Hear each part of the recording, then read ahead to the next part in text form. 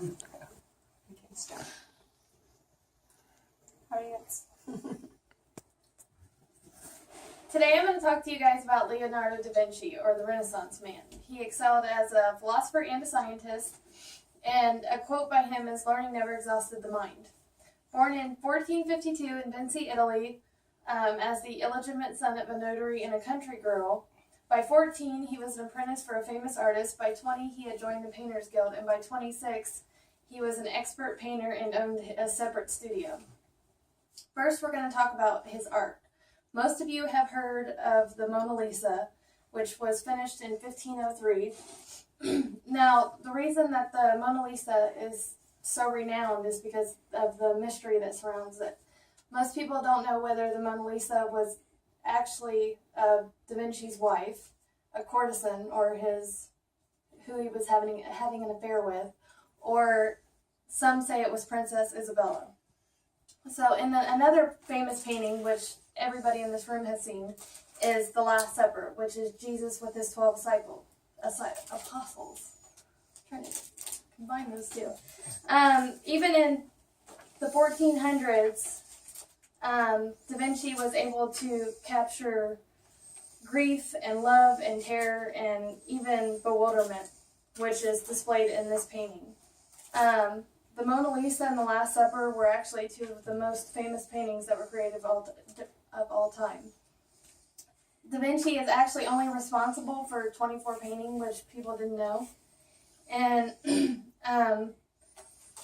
when he died, they actually found journals with thousands and thousands of pages of different work he had done, whether it be the Valtori Man or a self-portrait that was done in red chalk.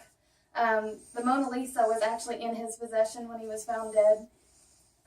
Next, we're going to talk about science.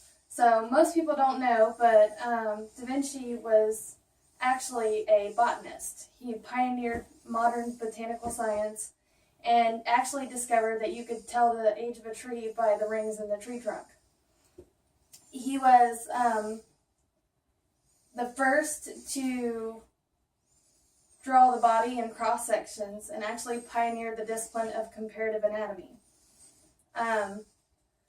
Because he was so interested in art and science and liked to observe nature, whether it be the flight of a bird or an animal in motion, he was able to come up with several inventions, whether it be the first manned glider. He actually invented the helicopter with a parachute failsafe hundreds of years before it was actually invented, or actually came to life. As far as the military go, when he worked for Caesar Borgia, he had come up with a mechanism to improve upon the catapult. He came up with an armored tank, which he said would cross the lines of the enemy so that their foot soldiers could come in. He even made the modern day machine gun, which he created the mechanism that would go in the machine gun that would continuously exert the bullets. He has several journals about collapsible bridges and even the extendable ladders that our firefighter uses today. So even back in the 1400s, he was all about innovation and keeping his mind active. So I found this piece written on biography.com where they said 40 years before Copernicus, Da Vinci noted in large letters the emphasis, "El sol no si move." The sun does not move, he added. The earth is not the center of the circle of the sun, nor is it the center of the universe.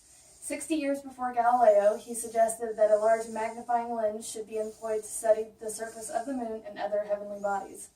200 years before Newton, anticipating the theory of gravitation, Leonardo wrote, "Every weight tends to fall towards the center by the shortest possible way." And elsewhere, he added that because every heavy substance presses downward and cannot be upheld perpetually, the whole earth must become spherical. And then 400 years before Darwin, he placed man in the same broad category as monkeys, apes, and wrote, "Man does not vary from animals except in what is accidental." So Da Vinci was hundreds of years before his time. And today I'm going to end with a quote by him that says, It had long since came to the attention that people of accomplishment rarely sat back and let things happen to them. They went out and happened to things. Thank you. Stand proud.